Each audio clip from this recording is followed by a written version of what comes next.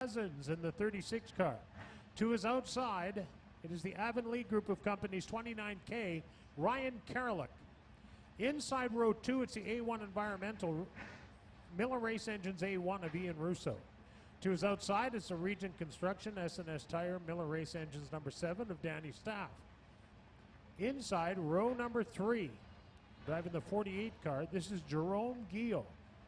To his outside in the Miller Race Engines DeKalb Seeds number 5G, this is Scott Greer.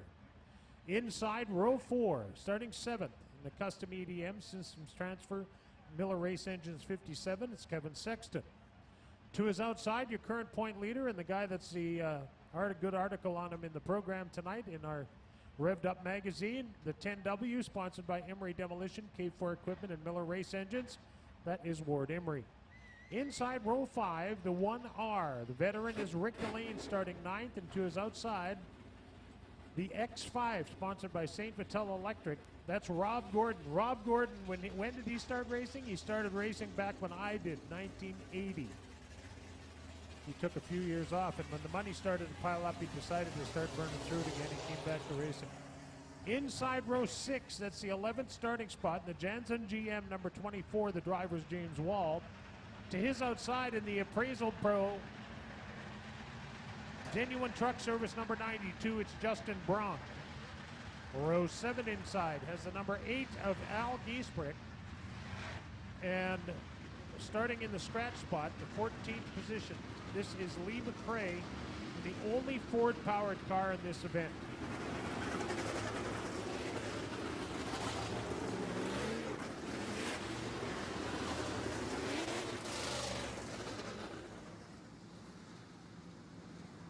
This is our final feature of the night, and remember, ladies and gentlemen, we're back next Thursday with more Thursday Night Thunder when the late models return. This is going to be a dandy. Those two cars on the front row, oh man, those are good-looking race cars. But look at Scott Greer back at the 6th spot. He's got a long way to come, as does Sexton in the 57 and Emery in the 10.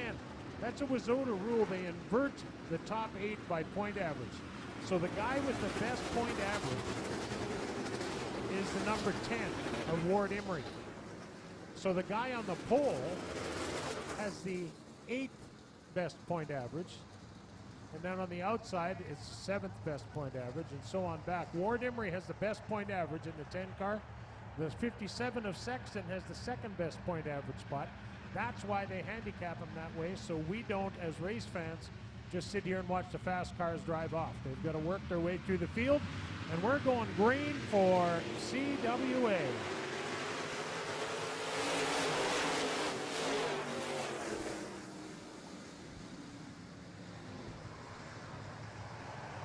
Oh man, this is a dandy. Jerome Guillot on the bottom of the racetrack, as is Ryan Cousins in the 36. Cousins looks to have a push in the corner and gives up some ground. Your new leader is Ryan Karalik in the 29. Ward Emery has gone from 8th. He's 6th at the moment. The race is for first place. Jerome Guillot in the 48.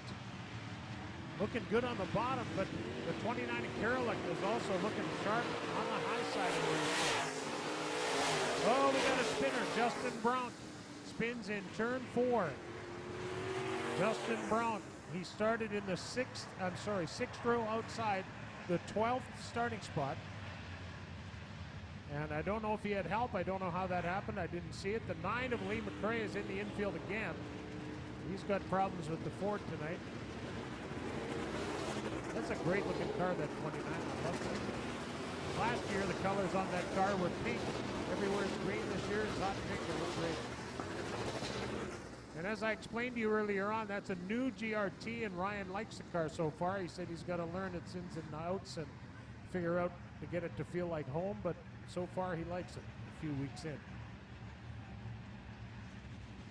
And Jerome Guillot, that's a Victory chassis he's driving. He's got a Miller engine on board as well. Kevin Sexton, the veteran in the 57 car. Keep an eye on him. He likes the bottom of the racetrack, and he gets the job done down there.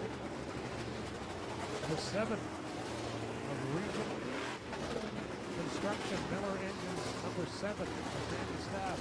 Another guy that likes a dry, smooth track like this one. Everybody likes the smooth part. Not everyone likes the dry part. 2, 4, 6, 7. So we go back to the last completed lap of racing.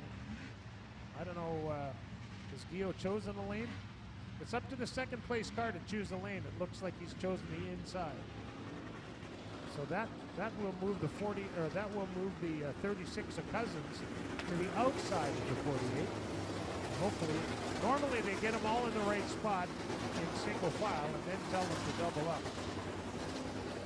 So we don't have to be telling people to get beside or behind. All we do is the one behind thing. So it looks like we're ready to go. The guys will fall into line, and when they're told it's time to race, you watch that lineup get perfect. Dawdle, dawdle, dawdle, all of a sudden, there we are, we're ready to race.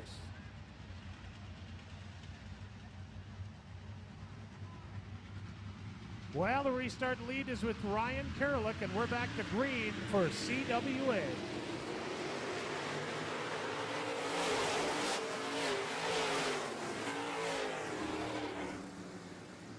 A1 of Ian Russo spins on the front straightaway. So that'll bring out the yellow flag. Now, if you're wondering why we have a clock on the flag stand, now you know. So when things like this happen, to the 15-minute time limit, the clock keeps on running. When it gets to 15, when it gets to 0, when it goes down from 15 to 0, the next time a yellow comes out, regardless of how many laps are on the AIE Bell scoreboard, we go to 2. So there is a purpose in having that clock running. Some races, some nights, that's just how it goes. It's a live event. You never know what's going to happen. It's like a hockey game. You never know if it's going to be good or bad till you're in the middle of it. It's the same with this. Well, that's a break for Ryan Karalik, Darren, because the 48 of Guillaume looked like he was right up alongside heading into turn 1. Absolutely. Karalik, a veteran, as is the 48, and Karalik will get a little bit of a breathing room here, but it might not last long. I mean, look at the guys behind there in row 2, 3, 4, 5. So this modified class always very, very competitive, and looks like we're 1 to green now, I do believe. Looks like it. Now the leader driving that green and white and black number 29. You might wonder, how did he get his start in racing? Well, he did it a real smart way. He was pitting on Rick Delane's number 1 for a number of years. So he learned about the cars before he just hopped in and took off. The 1 car that you see back in row 5 at the moment, with the big orange 1 on the side, the leader used to be a crew member on that car's crew. That's how you learn about how to make these cars go around. It's not simply being a good driver. Here we go.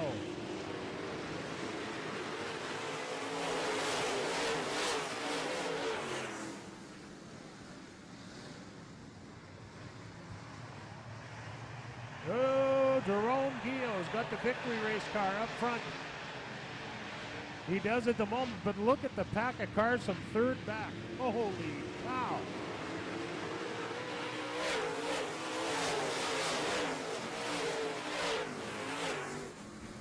Kevin Sexton on the bottom. A minute ago, Danny Stapp was third, but Sexton has found a little traction down there in the red 57.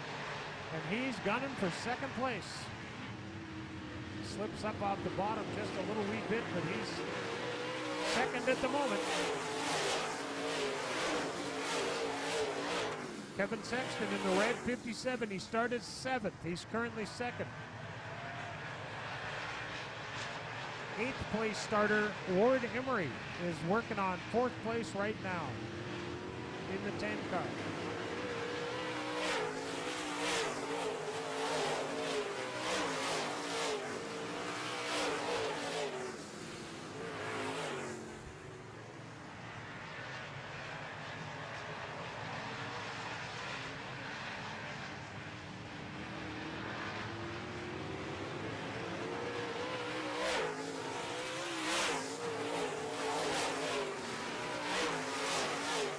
Well, Jerome Guillaume is doing a beautiful job out front. He started 5th, and he's doing a nice job. He's got about half a straightaway on 2nd place, Kevin Sexton. Ryan Karalik continues to run the high side in the green 29.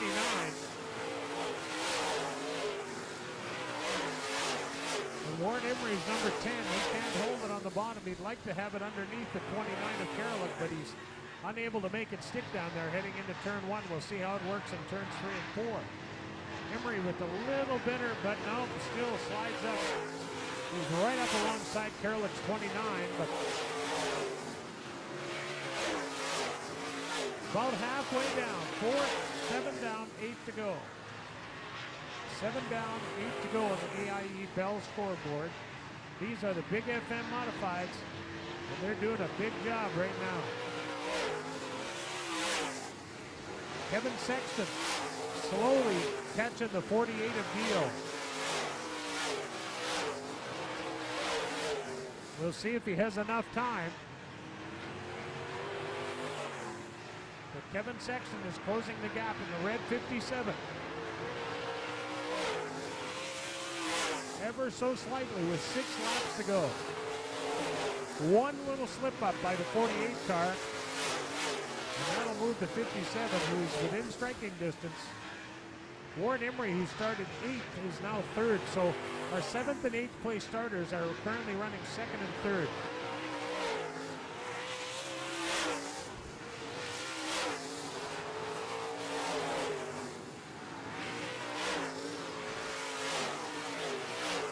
Good race for 4th, 5th, and 6th right now between the 7 of Staff, the 1 of Delane, the 29 of Karalik.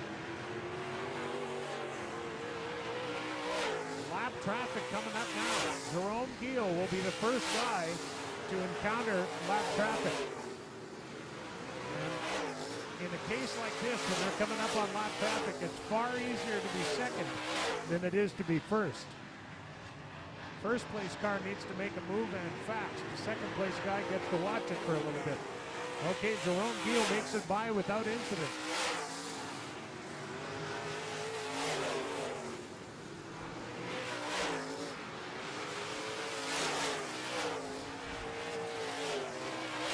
Two to go this time by for Jerome Giel in the new Victory Modified.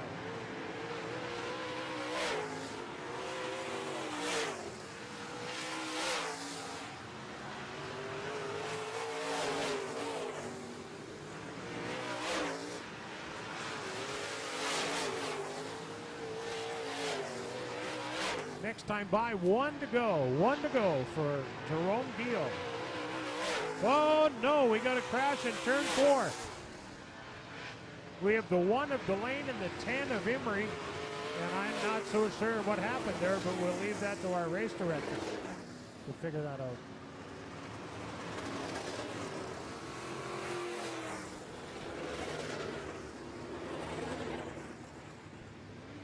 Well, we'll find out what happened there. They'll be checking it out. Our race director and flagman will consult to find out who was the cause of that yellow down there. All I saw was the 1 and the 10 facing the wrong way on St. Adolph's busiest street. Both.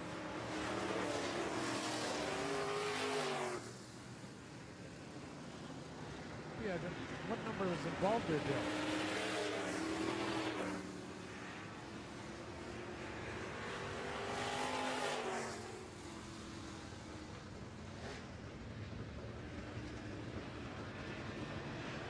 Oh boy, okay, thank you very much. We're told from the judge's stand that the 10 car is going to the back for causing that yellow. Warren Emery gets a trip to the back of the bus. Well, nobody likes to have that happen to them, that's for sure.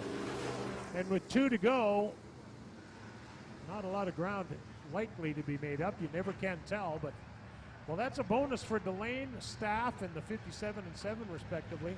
And Delane in the 1, 29 in the Karalik in the 29, Greer in the 5. I mean, they were out in a different area code than Jerome Giel, but now they're going to be on his back bumper. And this could well change the outcome. 2 to go on the AIE Bell scoreboard. Once again, we want to say thank you to CWA, our corporate sponsor on the night, and hope their gang had a good time, as well as the group from Assiniboia Downs and Terra Seeds, and of course the Gates.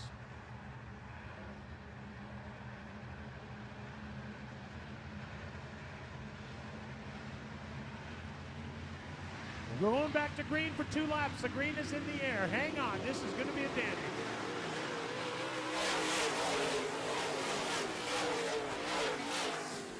It's time to roll the dice. If you're thinking about moving forward, it's go time right now.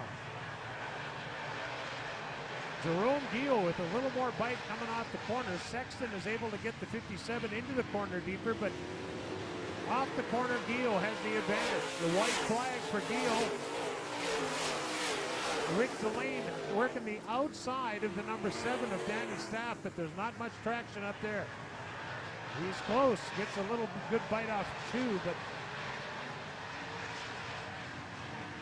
well, your winner, it's going to Jerome Guillot.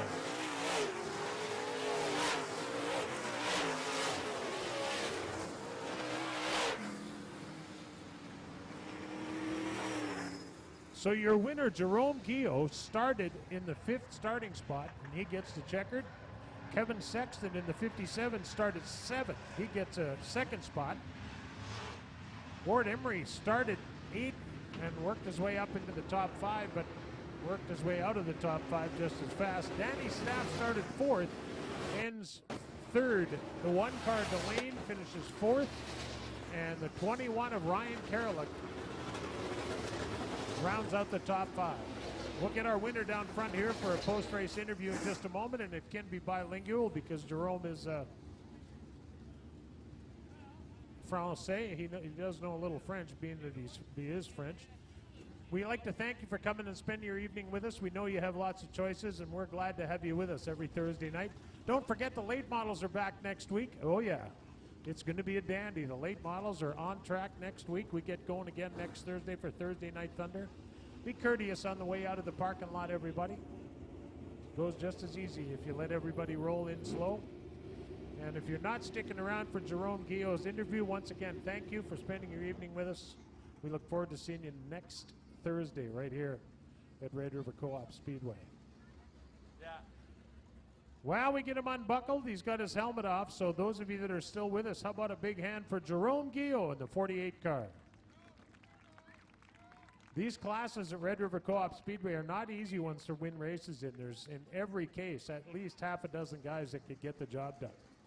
Well, we're going to go down front as he gets his Hans device off and throws it on the top of the car. We're going to get him over here to have a talk with Darren Palin. Darren? Thanks very much, Pat Mooney. Jerome Guillot, the 48 out of Fanistel, Manitoba, with a spectacular drive here tonight in the Big FM Modified Divisions. We got our trophy girl down here. Congratulations, Jerome. A fantastic drive out there. Boy, you were silky smooth. A lot of fast guys behind you. What are you thinking about when you're trying to maintain that lead? Because that's a tough spot to be. Well, you just try to drive the car as straight as you can.